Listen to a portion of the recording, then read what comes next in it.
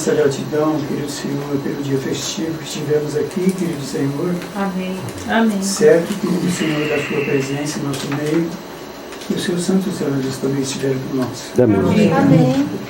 Te pedimos, querido Deus, na continuação dessa programação, que o Senhor possa estar com cada um de nós, Senhor Deus. Para que possamos, querido Deus, sair aqui com marcas profundas do seu Santo Espírito em nossa mente, Senhor. Amém. Amém. Abençoa-nos, Senhor, perdoa-nos porque não somos faltosos. É o que te peço e te agradeço por Jesus Cristo, nosso Senhor. Amém. Nosso irmão Dedé vai responder para nós alguns questionamentos que alguns irmãos fazem, né? E o tema será Pergunte ao Dedé. E segundo o livreto que a Ellen G. White escreveu, né, alguns conselhos, ela vem falando aqui que não é plano de Deus que o seu povo more na cidade, né? Nunca foi plano de Deus que houvesse cidades também, né? Essa aglomeração, toda essa loucura que nós estamos presenciando no mundo inteiro, na cidade, né? Então isso daí nunca foi plano de Deus. No livro Eventos Finais, eu gostaria de ler 3 textos pequenos. Aqui na página 57 fala assim, ó: a tempestade vem, a tempestade que há de provar a fé de todo homem. De que espécie é? Os crentes devem estar agora firmemente arraigados em Cristo. Do contrário, serão extraviados por algum aspecto do erro. Na página 12, vamos voltar aqui, né? Página 12. O tempo de angústia, angústia qual nunca houve desde que houve nação. Temos que entender isso, né? É uma angústia que está à nossa frente, que nunca houve. Desde que existe gente sobre a terra, desde Adão, né? Vamos colocar assim, trazendo até o ano 2022 que nós estamos, nunca houve uma angústia igual essa que vai vir. E ela fala assim: está precisamente sobre nós, e somos semelhantes às virgens adormecidas. Devemos acordar e pedir que o Senhor Jesus ponha debaixo de nós os seus braços eternos e nos conduza durante o tempo de provação à nossa frente. Só para você ter uma ideia, essa crise tão falada já começou, né? Nós estamos nos primeiros degraus dela, né? Eu creio que estamos no primeiro. Também na página 21, logo para frente agora, fala assim: nos dias de Noé, a esmagadora maioria se opunha à verdade e se apaixonara por um conjunto de falsidade. A terra estava cheia de violência. A guerra, o crime e o homicídio era a ordem do dia. Assim será também antes da segunda vinda de Cristo. Uma crise terrível à frente. Um tempo de angústia qual nunca houve. E essa angústia ela vai culminar com as pragas que vão cair. Depois que for pregado, for dado o alto clamor, o povo de Deus será recolhido para lugares afastados. E a terra inteira se tornará um campo de batalha, um campo de sangue. Para a crise, existem 5 chaves e vai solucionar muitos dos problemas que vamos ter. Existe mais do que 5, né? Mas eu separei 5 aqui. Um deles é um relacionamento com Cristo. É de total fundamento que haja entre o povo de Deus, nós, uma relação com o Salvador Jesus Cristo. Ninguém irá passar pela crise ileso se não tiver esse relacionamento.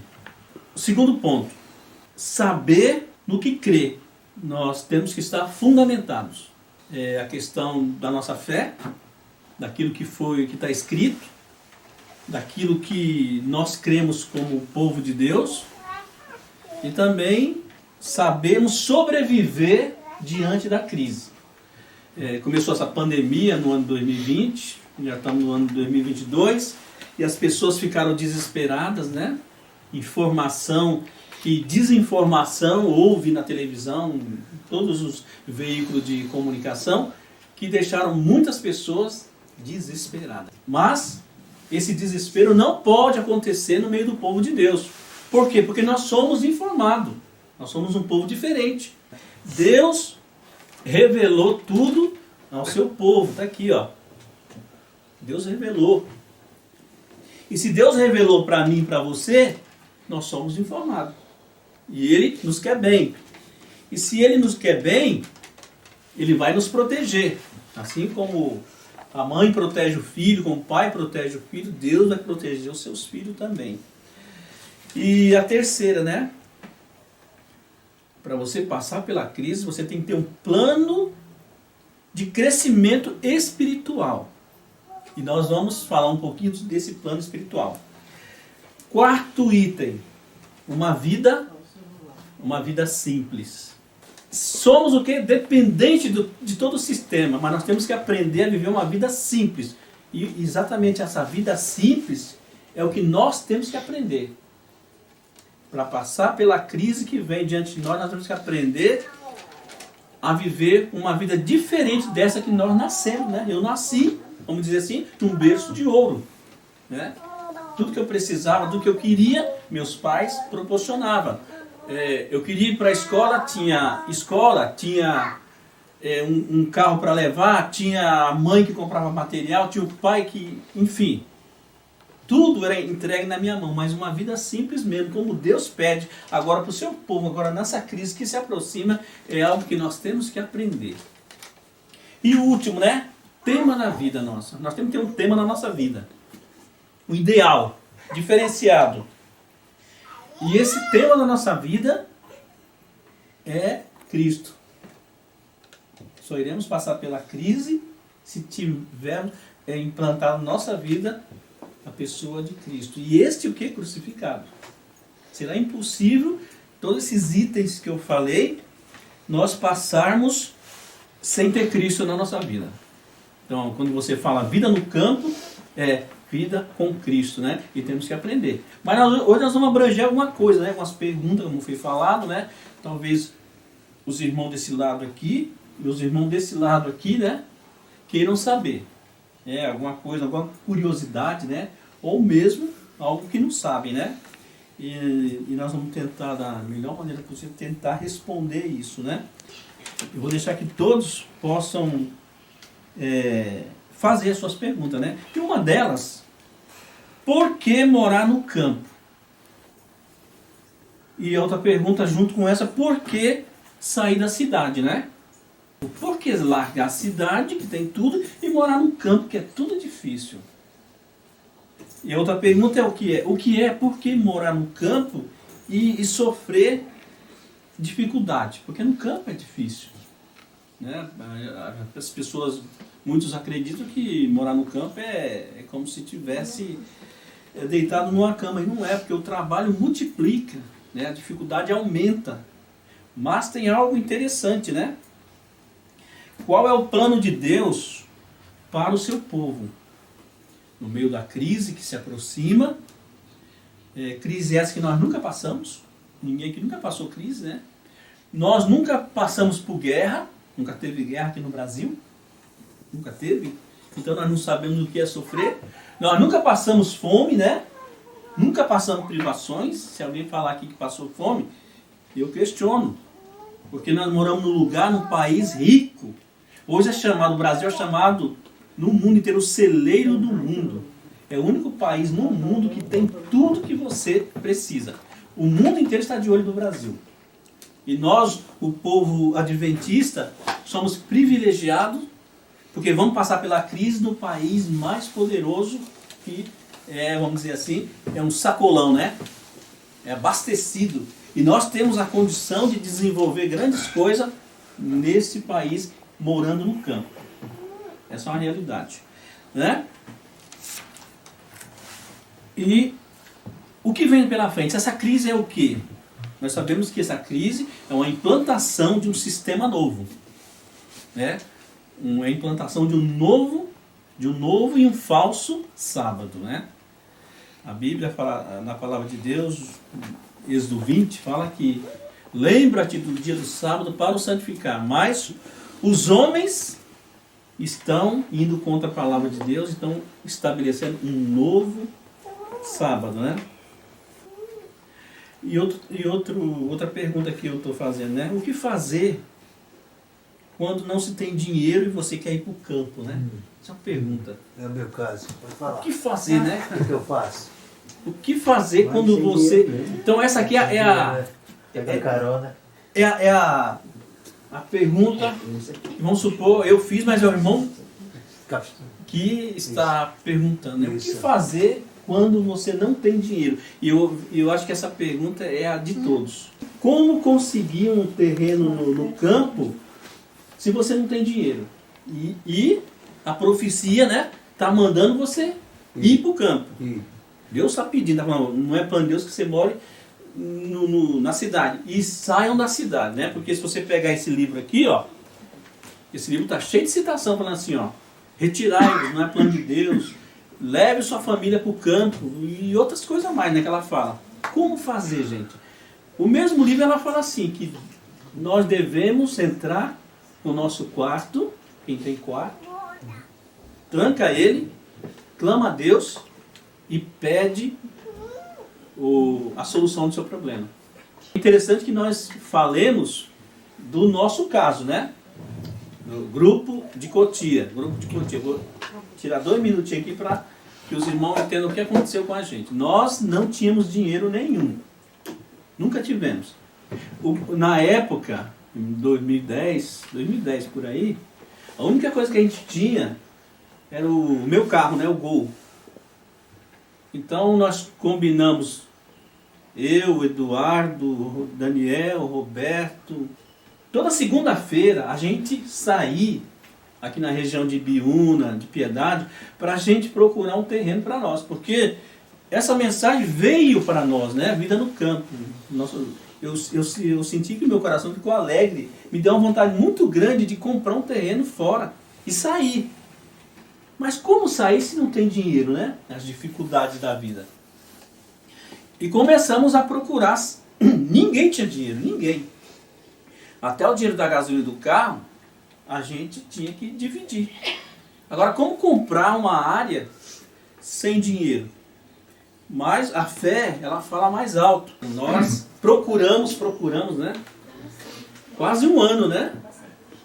Toda segunda-feira nós tiramos, como nós todos lá trabalhavam por conta própria, a gente podia escolher um dia na semana para a gente ir, né?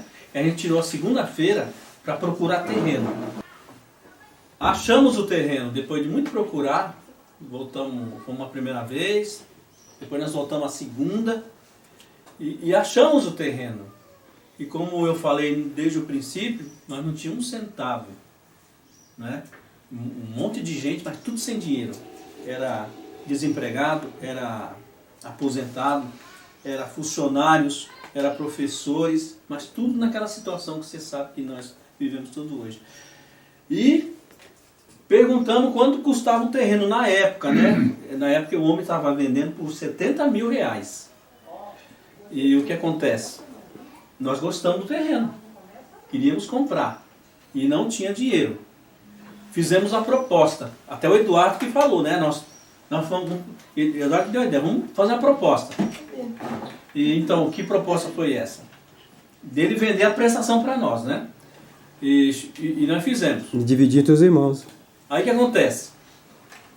Eu liguei para ele e falei, era seu Elias o proprietário, falei, seu Elias, é o seguinte, nós gostamos do terreno, estamos loucos para comprar, é um grupo de irmãos aqui, nós nunca tivemos terreno na nossa vida, a maioria desse pessoal aqui nunca teve uma casa, nunca tiveram uma casa na vida, e o sonho de cada um deles é isso, né? E a minha também. Nós queremos comprar o seu terreno. Aí ele falou, tá bom. Quanto vocês têm dinheiro? Eu falei, nada, não temos um centavo. Aí ele falou, desse jeito é sem condições. Pelo menos 10 mil eu quero. Pelo menos 10 mil, ele falou assim. Eu falei, da onde nós vamos tirar esse 10 mil? Aí eu liguei para ele, né? Aí eu falei, tá bom, nós vamos ver o que a gente arruma aqui, né? Aí eu liguei para todo mundo do grupo. Eu me lembro na época, como se fosse hoje, né? Fizemos uma coleta, né? Daniel, 5 mil. Eduardo, Andréia, quem que era mais? Irmão Pedro, né? que faleceu, o Rubens e todos, né? Nós conseguimos arrecadar 3.800, era 10 mil que ele queria. Eu tinha no banco, um limite no banco, né? De 1.200, tinha o meu cartão, tinha um limite de 1.200. E graças a Deus que eu não tinha usado ele. Aí na hora 3.800 com mais 1.200, né? Dá 5.000, né? Aí eu liguei para ele, falei, senhor Elias, nós vamos ficar com o terreno, só que tem um probleminha. Eu só consegui 5.000. Aí ele falou assim para mim, rapaz, 5.000 é pouco, hein? Eu vou falar com o meu sócio, mas eu acho que ele estava mentindo, né? Amanhã eu te ligo, né? Não, naquela noite eu não dormi. Eu vou ligar. Ele falou, vou conversar com o meu sócio. Amanhã você me liga, eu te dou a resposta. Aí, aquela noite eu não dormi, né? Aí quando foi no outro dia, na noite do dia... Aí nós oferecemos também 2.000 por mês também, né? Aí eu falei eu liguei para ele e falei, e daí, senhor Elias? O que o senhor resolveu? O senhor vai vender para nós? Ele falou, olha, é o seguinte, 5.000 é pouco, viu? Mas eu conversei lá com ele, ele aceitou. Aí eu falei, então, a proposta é 5.000 e 2.000 por mês, né? 2.000. Daria 33 parcelas de R$2.000, né? Todo mês, então nós pagaríamos. E os 2.000 dividiu entre 10 irmãos, cada um dava 200. Aí o que acontece? Ele falou, tá bom, eu aceito e vendo. Irmão, naquele momento... Nossa, que alegria. Eu quase desmaiei de alegria, né? Aí liguei, não sei pra quem, pra todo mundo, né? Aí combinamos de ir lá na casa dele para levar o dinheiro. Nós levamos um monte de dinheiro assim, porque dinheiro de pobre, você colhe assim, ó, nota de R$2, de R$1, aquele montão, né? E levamos aquele montão para ele. Chegou lá e ficou feliz da vida, né? Eu acho que ele falou, nunca vi tanto dinheiro assim. Mas a verdade foi que nós conseguimos, porque Deus deu para nós. Não tínhamos recursos. Mas você vê que quando você quer fazer a coisa, você dá um jeito, né? Ó, veja bem, agora, atual, 2022, né? Nós compramos esse terreno em 2011. Enfim, a maioria dos irmãos nunca tiveram nada, né? E ali foi uma realização. Essa bênção da promessa, ela se estendeu a todos, né? E agora eles têm suas casas lá. Pela primeira vez tem as suas casas, feitas por eles com o trabalho deles, né? Comprando, pagamos, não atrasamos uma, hein? Dessas 33 parcelas que nós pagamos, de R$2.000, foram 32 parcelas de 2.000 e uma de 1, né? E demos mais R$5 de entrada, 5.000 de entrada, né? Não teve ajuda nenhuma. Não, então foi assim, nós conseguimos, né? Então o que nós temos lá hoje? Nós compramos essa terra, são quase 4 alqueires, né? Quase 100 mil metros. Tinha uma casa, né? Já compramos com uma casa, né? Então nós temos essa casa e temos mais 6 casas e a capela, né? E nós estamos começando a terminar ela. Então, são 8 propriedades naquela terra que nós pagamos aquele valor, você entendeu? Então foi isso. E hoje está lá, nós temos uma que agora já vale um dinheiro grande, se a gente fosse vender, né? Vamos supor. Vamos reunir aqui e vamos vender, né? A gente não sabe quanto que vale aquilo lá. Mas valorizou demais. Para nós, um grupo que não tinha nada, não tínhamos nada. Deus deu para a gente, né? Então, eu digo para todos, né? Para quem quiser, né? O pessoal que está atrás do vídeo aí, ó, que está nos ouvindo, né? Que vai nos ouvir, compensa acreditar na promessa. Porque Deus cumpre aquilo que ele fala, né? E ele vai abrir as portas, sim, é só você querer e você confiar. Porque isso aconteceu com a gente, né? Essa bênção, né? Ela aconteceu com a gente. E está aberta a todos, né? Fomos abençoados com o terreno. E agora, será que Deus abençoa quem for morar nele? Tem o Daniel aqui, exemplo. O Daniel está morando lá, quantos anos, Daniel? 3 anos. O Daniel está morando lá 3 anos, sem emprego. O Daniel não tem emprego. Mas o que acontece? Deus provê para ele recursos para ele trabalhar lá, para ele ganhar. Isso é Deus provendo, né? Deus sustentando o seu povo. Se nós entrarmos e crermos numa vida simples, nós vamos se transformar em reis e rainhas, como diz o texto aqui, ó. Porque Deus vai se manifestar. Você não vai querer as coisas que o mundo tem lá fora. Então nós temos que nos reeducar, né? Nós temos que aprender a depender de Deus, a nos conformar com aquilo que Ele vai nos dar, né?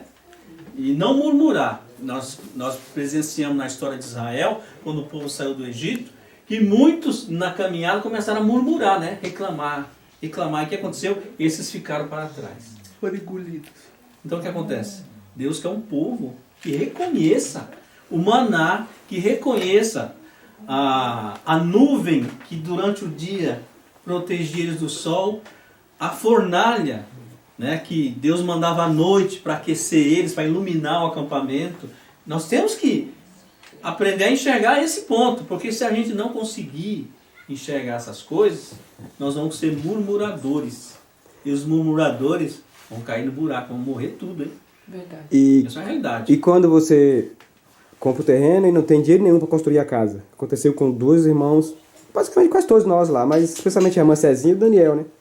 Eu coloquei até no vídeo, não sei se você assistiu o vídeo que eu coloquei lá, a experiência da irmã Cezinha. Eu vi. Então, a irmã viu lá, então. Eu vi. Ela não tinha nada. Ela recebeu a mensagem do vídeo no campo, Deus falou pro coração dela que ela precisava ir pro campo, mas ela não tinha um centavo. Mas ela ajoelhou, clamou a Deus, pediu: Senhor, o Senhor está pedindo para mim ir, mas eu não tenho condição, me dê condição. Né? E você faça a sua parte que Ele vai te ajudar. Então a irmã Cezinha fez isso, clamou a Deus, entendeu? Construiu a casinha dela e está lá. Então ela comprou o terreno, vai mudar, né? Ela isso. arrumou dinheiro nesse trabalho para comprar o terreno e para fazer a casa. Então, Isso. Então Deus abriu a porta. Isso é uma prova. Então, irmão, é fé, irmão. Vê só. Nós precisamos pegar Deus na palavra. Deus não está prometendo, Deus não está te chamando. Deus falou no seu coração. Você quer ir. É diferente daquele que não quer ir. Mas para aquele que quer ir, joelha, jejuma, ore, clama a Deus. E não pede só uma vez. Insiste. Na terra, cadê a fé dos irmãos? Porque nós clamamos a Deus e pedir. Ajoelhados e clamar e pedir. Até que Deus cumpra a sua promessa. É o passo da fé, né? É o passo da fé. Porque Deus não pode falhar. Então faça a sua parte. O problema é que nós, povo de Deus, nós somos muito incrédulos, irmão. Não existe povo mais incrédulo que os adventistas do sétimo dia, sabia? Mimado, né? E mimado. Então Deus ele dá condições pra gente experimentar Ele. Pra gente ver realmente que Deus é bom. O justo viverá pela fé. E isso, é pela fé, irmão. Daqui pra frente é pela fé, pela palavra. Deus ele quer que a gente se levante e creia, irmão. Crê. Se você crê, Deus vai cumprir. Amém. Se você não crê... André, queria falar? É que acabou o Eduardo falando tudo, né? Mas muitas das pessoas, na época eu falei assim, eu vou mudar, eu vou pro sítio, né? Deus está mandando, Deus está falando, vá embora. Então, precisa de fé, gente. Porque alguns dos nossos irmãos, mesmo aqui do grupo, não estavam acreditando e colocaram assim, mas você vai ficar sozinha? Você vai ficar sozinha? Como que você vai ficar sozinha? Eu falei, gente, Deus não está mandando ir? Então eu estou indo. Quem quiser vir, venha, né? Vá também. Então, a gente precisa fechar os nossos olhos e, como o Eduardo falou, dar o primeiro passo. Eu estou fazendo a vontade do Senhor. Então, quando cada um tomar uma decisão, tem que falar, Senhor, eu estou fazendo a sua vontade. Amém. Amém. E esse é um exemplo de fé, né? Que a Andréia, ela nunca tinha morado no campo, não tinha ninguém lá no campo, ela foi sozinha e enfrentou todo esse desafio e para a glória de Deus está vencendo. Está vencendo. Amém. Alguém tem outra pergunta aí? Vamos lá. Os irmãos aqui. Os irmãos... A pergunta qual é a distância da cidade mais próxima? Da cidade mais próxima, Ellen White fala que das pequenas cidades, né? Uns 15 quilômetros mais ou menos, né? Que você tem acesso. Passa acesso. Porque assim, irmãos, tem muita gente que acredita assim, ó, eu vou comprar um terreno lá no meio da Amazônia. Aí o que acontece? Ele se enfia lá dentro, para ele sair daquele local até a cidade mais próxima, ele leva quase 10 dias. Ele desanima e volta. Não tem transporte, não tem carro, não tem cavalo, não tem disco voador, não tem nada. Então ele tem que dar um jeito, né? E como é que ele vai pregar o evangelho nas condições dessas? Então o conselho de Deus para o seu povo, que aceita o convite, é que arrume cidades pequenas, uma distância, num sítio a 15 quilômetros mais ou menos, né? Onde ele possa ter acesso à cidade. É centenas de quilômetros. Tem uma diferença, cidade pequena e cidade grande. Cidade como São Paulo. Se você for contar 15 quilômetros da cidade de São Paulo, você vai cair dentro dela mesmo. E tão grande que ela é. Não convém. Então, supor, você vai arrumar um terreno longe de São Paulo, quantos quilômetros que é? De 100 para lá. Pode pôr. Bem distante. A Piraí está mais ou menos 140 quilômetros, né? Longe de São Paulo. E por aí deve ser. Agora que você vai numa cidade pequenininha aqui, ó, no interior de São Paulo, aí vale essa recomendação, né? De 15 quilômetros, né? Longe dela. Outro, vamos lá. Eduardo, no caso, né? Você vai sair fora do sistema, né? Deus pede para nós sairmos fora do sistema, porque é o sistema da besta que vai impor. Aqui você depende unicamente da besta e do sistema da universidade. Um dos motivos de Deus pedir para a gente sair é para sair do sistema. Para não depender do sistema, mas depender de Deus. Agora, se você vai para muito longe e você saiu do sistema, você não vai ter carro. Aí como vim trazer a mensagem, né? O correto eu acho seria mesmo das pequenas cidades. E evangelizar aquelas pequenas cidades. E no decorrer do tempo, das coisas acontecendo, né? Por meio da fé, ia indo mais para longe. Eu vejo a ida para o campo também, não uma ida de medo para a perseguição. Eu enxergo assim, que você sai da cidade para o mato, como uma forma de você se tornar abnegado, dependente de Deus. Mais santificado, né? Mais santificação. Não, dependente de Deus é aprender a sofrer também, porque a gente vê na história, né, que não é fácil você morar longe da cidade, dependendo do sistema. Por que todo mundo está dependendo do sistema? Porque é mais fácil. Você tem tudo, como o Dedé estava falando. Você tem o cartão de crédito, você vai no mercado, você precisa sair sem um Uber. Você tem tudo à sua mão. Mas quando você sai do sistema, a dificuldade é grande. E eu acho que está aí o Daniel para dizer, a irmã. Eu vejo assim que a ida para o campo seria uma escola para você aprender, glorificar o nome de Deus, primeiramente. Nada de medo. Eu vejo que o campo é para a gente depender de Deus, para a gente aprender algumas coisas que na cidade a gente não consegue aprender. Dedé, eu posso estar em qualquer país para morar no campo ou eu tenho que estar num país específico? Você tem que estar num país que te proporcione liberdade, né? Você possa, tem países aí que você não pode fazer nada. País comunista aí, a perseguição é ferrenha em cima, né? O certo, as pessoas fogem desses lugares, né? Eu creio que nós devemos estar a procurar lugares quietos, né? Enquanto puder, Dedé. As crianças. Mas de qualquer forma, onde você estiver, você tem que procurar o sossego. Eloete, ela fala que vai vir para em todos os países. Ela falou que vai vir momentos que todos aqueles que quiserem sair para o campo não poderão, porque nas cidades vai ter muita confusão. É o fator tempo. E quando ela né? fala, ela não está falando de país específico, ela está falando que vai ser no mundo todo, muitos lugares. O povo de Deus não vai conseguir mais sair. Por causa dos problemas que vai ter na cidade, ele vai querer sair, mas não vai poder. Veja bem, os países comunistas são os países que estão obrigando as pessoas a viver da forma que eles querem, né?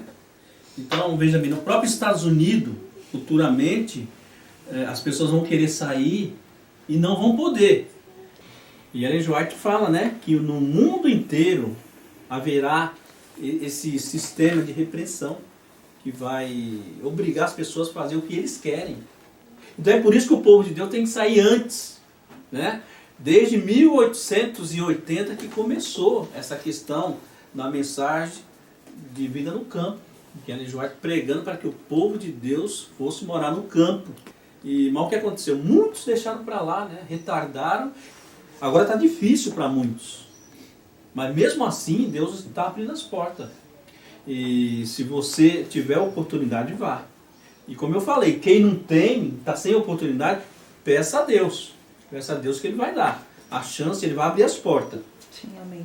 Irmão, muitas pessoas ouvem a mensagem de vida no campo e elas creem e querem fazer a vontade de Deus, de ir para o campo. Mas a maioria, em sua esmagadora maioria, a liderança, hoje diz que não é hora ainda de irmos para o campo. A liderança adventista, né? Sim, os pastores, né? Os pastores falam que não é hora de ir para o campo. E a hora de ir para o campo é quando o decreto foi anunciado. como fazer? Acreditar naquilo que os pastores estão dizendo hoje ou seguir a mensagem que está dizendo que já é para a gente ter ido para o campo? É só o fato da profecia falar que no futuro você não vai poder comprar nem vender, já mostra para a gente que você tinha que ir antes. Que vai chegar um momento que você não vai poder nem comprar nem vender. Como é que você vai comprar e vender no tempo da crise, no tempo do decreto? Né? Como é que você vai sair da cidade para comprar uma terra lá, num local afastado? Chegar lá você vai ter que comprar alimentos, né? Porque você não tem nada, né? Você não fez nada. Como é que você vai comprar se você não pode comprar? Então, esses são os fatos que têm que ser considerados para você se retirar antes do tempo. Antes, preparar tudo antes, né?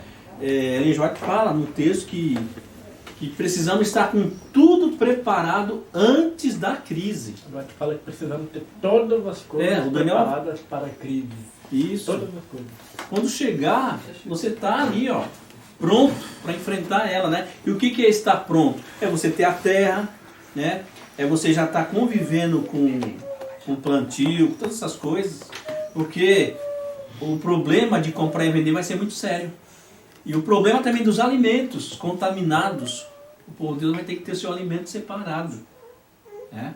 Os alimentos hoje são tudo industriais e tudo pervertido, né? Então nós temos que cair fora e vamos ter que aprender a plantar nossos alimentos. E alugar? É uma boa? Alugar o que? Alugar um sítio? Não, mano, isso não. O ideal é comprar, irmão. É comprar. O ideal é comprar. Alugar, e como é que você vai fazer para pagar quando não tiver dinheiro? Quando você não puder nem comprar nem vender? O ideal é sempre comprar, né? Você pode assim, alugar enquanto você está, assim, termo de preparação. Você aluga, você compra um sítio do lado, você aluga um sítio, para você ficar próximo, você trabalhar no seu sítio. Assim, aí sim. Mas morar em sítio de outras pessoas é complicado. Por exemplo, uma pessoa, até um irmão me deu um sítio lá para me morar, lá, que não está na fé e tal. Aí você vai lá. Aí chega lá, ele quer... Aí vem os filhos, vai pegar, pega você e você fica na mão. O ideal é você ter o seu. Mesmo que seja humilde, que você tenha o seu, compre com outro irmão, nós fizemos, né? A irmã queria fazer a pergunta. Na verdade é um comentário, irmão.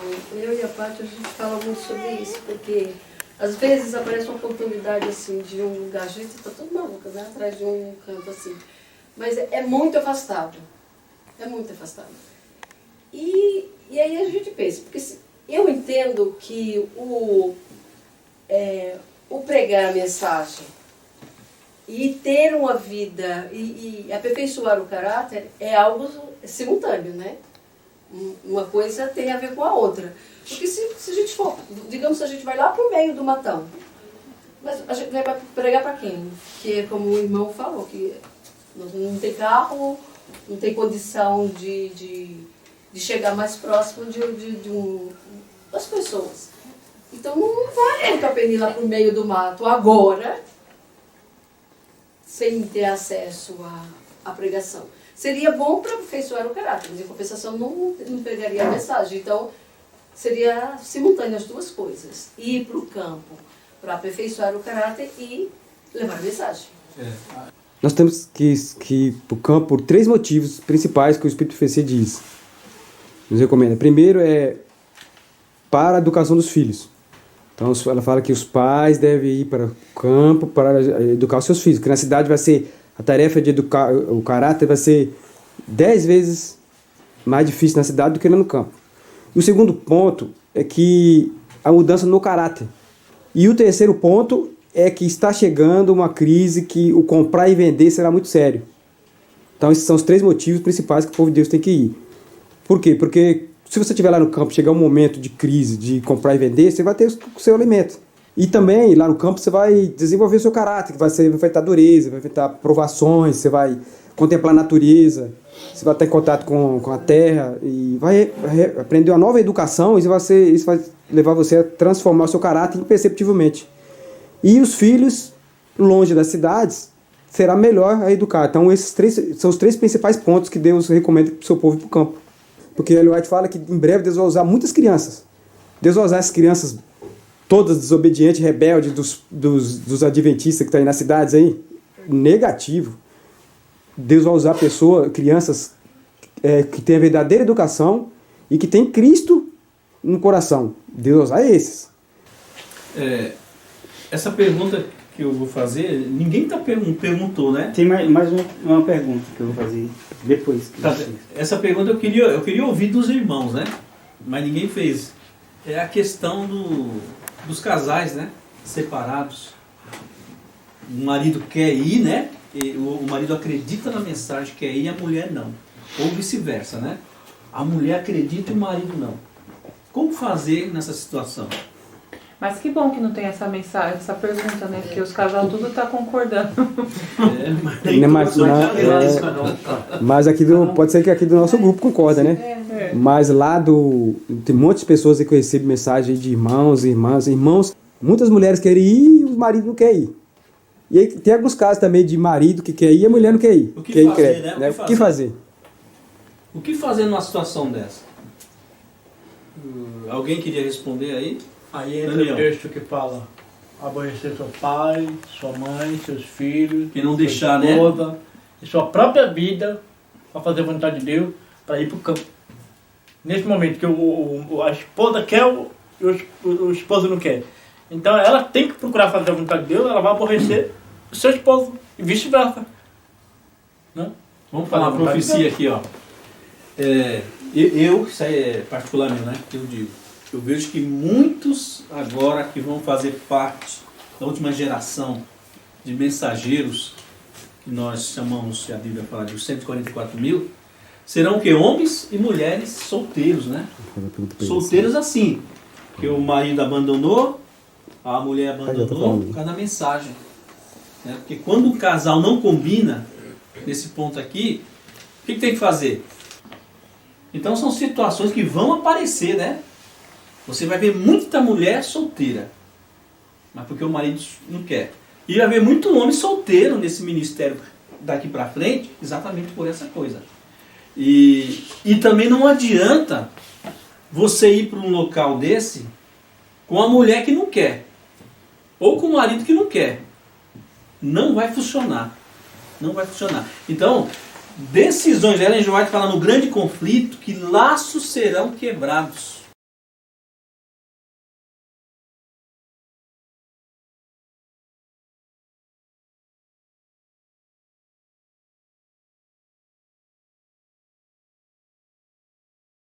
Né? Laços serão totalmente, vão desaparecer aquilo que você via antes como sendo um casal perfeito.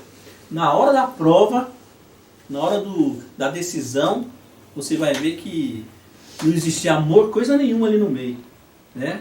O mundo falava mais alto nos seus corações. E agora na decisão de seguir a Deus, seguir a ordem divina, eles tomam realmente, eles mostram para que vieram. Então, o povo de Deus vai ter que decidir. E vai ser difícil. E não vai ser fácil. E vai ter muito choro, muito clamor de ambas as partes daqui para frente. Gideão. Há argumentos, né, defendidos pela liderança, a qual fala que nem todos irão para o campo, dizendo por causa da pregação na cidade. Como fazer para pregar na cidade? E esse é um argumento, né, que é muito usado. Se todos nós formos para o campo, quem que vai pregar na cidade? Exatamente. Esse é o ponto. Os que estão na cidade estão pregando a verdade? Né? Estão pregando? Será que eles têm capacidade de pregar a verdadeira educação? Eles estão possuídos do poder de Deus para poder pregar de verdade? Não. O que nós falamos no início, que está falando aqui? Que o povo de Deus tem que deixar as cidades, ir para o campo, para quê? Para se santificarem. Né? Um preparo especial. Deixar toda essa loucura que tem, abandonar tudo, né? Eu falei no começo aqui, eu escrevi aqui, ó, viver uma vida simples. Uma vida simples, tirar toda a ostentação, né? Toda a luxúria, tudo aquilo que vem a separar você de Cristo, né? Ó, Daniel, fala. Leia o texto do evento final e fala isso no primeiro parágrafo ali. Daquilo. Aqui, ó. Vamos ler aqui no Eventos Finais. Página 85, né? Respondendo aquilo que o Gideão perguntou, né? Ó, deve-se fazer o trabalho nas cidades, partindo dos postos avançados. Disse o mensageiro de Deus: não será divertida a cidade? É uma pergunta, né? Aí responde: sim, não por o povo de Deus nela morar, mas por visitá-la, para diverti-la do que está para sobrevir à terra. Você entendeu? Deu para entender, né? Morar na cidade, não. Morar no campo. Do campo você vai para a cidade, fazer um grande trabalho lá. O que uma igreja de 200 membros não conseguiu fazer numa cidade, uma pessoa só irá fazer. Entendeu? Então, os milagres, aquelas situações passadas, elas vão se repetir agora no alto clamor. Eu não sei, Ellen G. White fala que Deus vai agir de uma maneira estranha, vai fazer uma obra estranha, totalmente diferente daquilo que nós pensamos. Eu já imaginei um monte de coisa que eu quero fazer, mas eu estava analisando com calma, eu falei, acho que nada disso que eu pensei vai acontecer. Porque Deus tem uma maneira diferente, que Ele vai agir agora na última hora. E vai ser de uma maneira maravilhosa. Ô Dedê, no meu caso, no caso do Sidney, a ordem de Deus é que a gente vá para o campo. Então, a gente está de acordo, só que a gente é cru, a gente não sabe plantar nada. Então, como é que é ir para o campo e fazer o quê? Vou viver do quê? Vou ir na cidade, comprar comida para mim poder comer no campo e evangelizar, ou eu tenho que plantar? E como é que eu vou aprender isso se eu nunca tive essa educação? Igual no meu caso, no caso do Sidney, a gente teve educação da cidade, de ir no mercado comprar comida, não de plantar, a gente nunca teve. Como que vai ser isso se nós decidimos ir para o campo? Quer dizer, a gente já decidiu, mas como que é isso? Como que vai ser isso? Isso você sabe que vai ser uma experiência maravilhosa. Para quem nunca fez. Maravilhoso, porque é algo novo. E tudo que é novo, você aprende. Se você tiver com vontade, você aprende com vontade. E com rapidez. Aprende, né? Mas aprende, porque está com vontade. A outra coisa é que Deus vai orientar. Deus vai orientar. E o que vai acontecer também? Existe uma organização, né? A gente vai falar que devemos fazer todas as coisas com ordem, né? Passo a passo. Quando houver o chamado das pessoas, quando houver a decisão mesmo de fazer, eu acredito que anjos virão socorrer o povo de Deus. Anjos virão socorrer. Em forma humana também. E Deus vai abrir portas, porque eu falei no começo, né? Que Deus vai abrir portas e janelas com respeito a muitas dúvidas, né? Porque vão aparecer dúvidas, né? Perguntas e mais perguntas. Como vai ser isso? Como fazer assim? Pode ter certeza que Deus vai dar uma solução. Pô, irmão Adilson ali, ó. Não, só uma palavrinha a respeito do que ela perguntou. Então, só uma palavrinha a respeito do que ela perguntou, né? Vocês aí. Ao plantar, a manusear a terra, não é difícil, é simples. Não precisa ter medo. É só conversar com uma pessoa que já trabalha no campo. E aí eles orientam. É simples, não precisa ter medo. As portas vão se fechar, né? As portas vão se fechar. E nós vamos ter que, eu falei aqui, mostrei aqui, ter uma vida simples. E essa vida simples é você saber, né, lidar com as situações que virão. Virão situações difíceis, mas você vai ter que desenvolver. Né? Porque eu lembro que quando eu tinha 19 anos, eu nunca tinha casado. Né? Aí eu casei. Aí eu descobri, casando, o que é ser casado. Né? Aí eu descobri uma coisa que eu não sabia. E vai assim, em muitos casos aí, eu vou comprar um terreno no campo, eu nunca capinei, eu nunca plantei laranja, feijão, nada, nem sei. Você vai comprando, é como se você vai casar com a terra. Você vai descobrir como é que é o negócio. O Eduardo fala aqui, ó, no livro Ali na Fazenda de Deus, a obra de cultivar o solo, plantar árvores frutíferas, vinha de semente, é educacional em seu mais alto nível. Na outra página fala assim, o estudo da agricultura deve ser o ABC da educação dada em nossas escolas. É isso que nós precisamos aprender a colocar em prática. Né? É o único povo guiado do mundo, são o povo de Deus. É o único que sabe o que vai acontecer. O mundo está em desespero. Eu pude contemplar com essa pandemia, muita gente morreram, muitas pessoas morreram de medo. De medo. A informação que eles passaram pela televisão matou muita gente. Essas mortes eles não contam. Eles não contam. Aliás, eles não contam nada que é verdade, né? Então muita gente ficou atemorizada. Por quê? Porque acreditaram neles. Mas o povo de Deus, isso não vai acontecer. O povo de Deus vai estar seguros, porque Deus vai estar à frente, pode acreditar. Essa é uma realidade. Dedé, a pergunta que eu ia fazer é a seguinte, quando a gente for ao campo, quais são os cuidados assim, que a gente deve ter quando for comprar o terreno? Tem alguns cuidados que você poderia falar assim, que orientar o povo de Deus, né? Porque a gente que já está lá no campo há algum tempo, a gente aprende alguma coisa. A gente pode ensinar aqueles que estão vindo atrás, né? Dos erros, dos acertos. Quais são alguns cuidados que a gente pode ter, assim, ao comprar o terreno? Ainda bem que você perguntou isso daí, né? Porque eu tinha esquecido essa parte aí. Ninguém perguntou, né? Primeira coisa, né? Como nós falamos no começo, procurar um terreno afastado, né? Uns 15 quilômetros longe da cidade. Das pequenas, né? Mas uma das coisas mais ricas que tem na terra é a água. Não pode faltar água. Não pode faltar água. E quando nós saímos procurar, em 2010, nós começamos a procurar, nós fomos com essa intenção. Nós saímos, se não tiver água, nós nem chega perto. E visitamos vários terrenos que tinha água e que não tinha também. Mas conseguimos. Andréa quer falar? O acesso, quando chove, você consegue chegar até lá?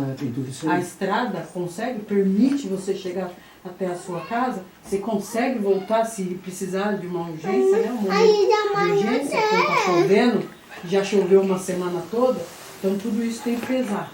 Tem isso aí, né? E tem outro fator importante, perguntar sobre vizinhos, né? Às vezes você vai lá, compra uma casa, um terreno, um local em que a vizinhança é terrível, né? Gosta de ligação, gosta de fazer festa. Então, tudo tem que ser analisado. Analisar se a terra é boa para plantio, né? Tem tudo isso. Então, vários fatores, né? Que tem que ser analisado antes, né? Eu falei que Deus abre as portas, né? Mas Deus, ele trabalha assim, ó. Deus não gosta de trabalhar sozinho, ele gosta de trabalhar com a participação humana. Tem a nossa parte, né? Nós temos que executar a nossa parte. Então ele abre as portas para que você possa comprar, para que você possa descobrir, né? Mas você também tem que desenvolver a sua, né? Tem que fazer a sua parte. A sua parte o que é? É ver se é bom, se tem água, se dá para plantar, se tem vizinho ruim, né?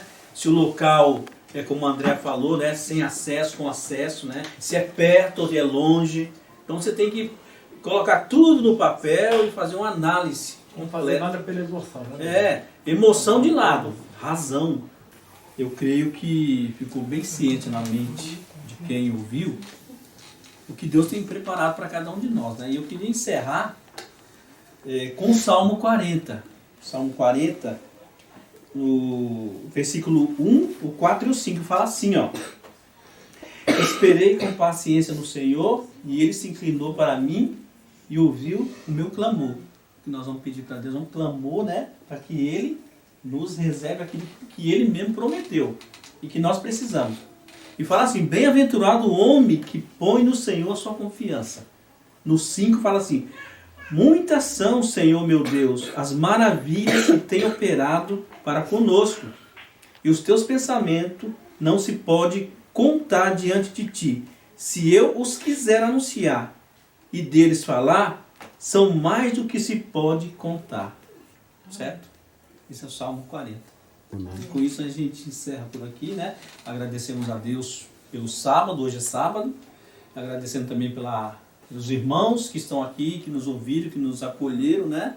Também agradecer pelo almoço que foi servido, né? Também por conhecer alguns que a gente não conhecia, Amém. Então, irmão, nós estamos hoje aqui na casa da Patrícia, da dona Ana e do seu Juraci. Foi muito bom, né, estarmos aqui. E gostaria de deixar uma coisa aqui para os irmãos meditarem, né, um pensamento. Moisés, lembre-se de Moisés. Moisés tirou quase 2 milhões de pessoas do Egito, sem nenhum centavo, sem nenhuma espada, mas pelo poder de Deus. Então, que nós confiarmos em Deus, também fazemos fazer o mesmo que Moisés fez. Bom, que Deus abençoe todos.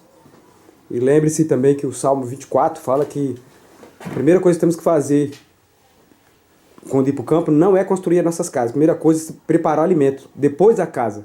Plantar frutíferas, não? Primeiro, por quê? Porque Deus está falando porque vai vir uma crise. Se vier uma crise alimentar, você já pode se alimentar. Porque a casa, você morar, você pode ter que colocar uma barraquinha lá e morar, né? Enquanto você constrói a sua. Mas comer, você precisa. Então, primeiro, lá, o provérbio fala, você trabalha lá fora, produz seu alimento, depois constrói a sua casa. Esses são os passos. Tá? Josafá pôs em pé e disse: Ouve-me, ó Judá, e vós, moradores de Jerusalém. Crede no Senhor vosso Deus, estareis seguros. Crede nos seus profetas e prosperareis.